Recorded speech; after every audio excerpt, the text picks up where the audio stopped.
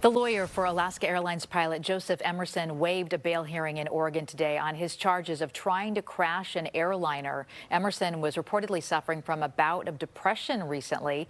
We decided to take a look at what help is available for pilots who are dealing with mental struggles. KTVU's Tom Bakar joins us now live in the newsroom with what details he's found out. Tom. Well, while prosecutors want Emerson out and out punished, FAA investigators simply want to know how to prevent it. Professionals would likely define Emerson's actions as attempted suicide by pilot, a very rare event confirmed or suspected in a handful of airline crashes over the last 8 decades.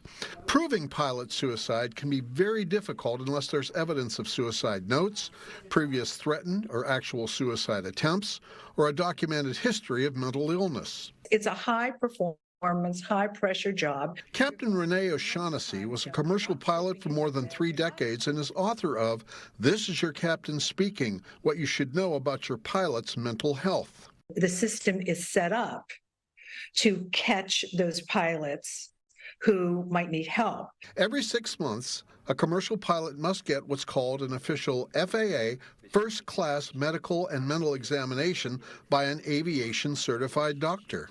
But mental health is very tricky because it's almost like invisible arrows that are stuck in you. And so it is very hard to detect. The Federal Aviation Administration says it encourages pilots to seek help if they have a mental health condition, since most, if treated, do not disqualify a pilot from flying. But here's the catch. Who will want to self-report and endanger their livelihood? Not very many people. Essentially, self-reporting can be a career ender. And it takes you 6 years, in some cases, to get your medical back, that piece of paper that you need to operate a transport airplane.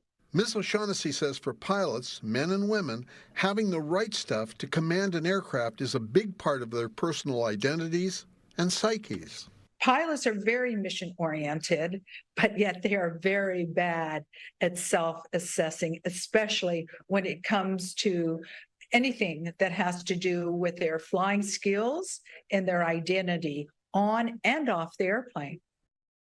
Now, the captain's book may be in your library, or of course you can get it on Amazon. Her complete interview can be found on KTVU.com.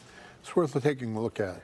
Back to you. So, Tom, are you saying there are some pilots who may not be self-reporter or not reporting these problems that they're having?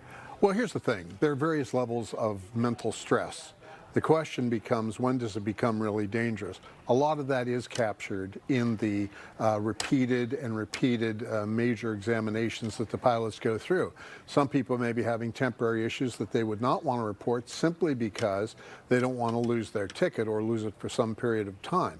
But is all mental illness reported? Of course not. And some people are functionally mentally ill where they can do their job just fine and maybe not get along with home, maybe have temper issues and all that stuff. When they fly that airplane, they're rock solid. So it's a very difficult thing to figure out, but this guy is actually going to end up teaching aviation a lot of stuff about what goes on. All right, Tom, thank you for that.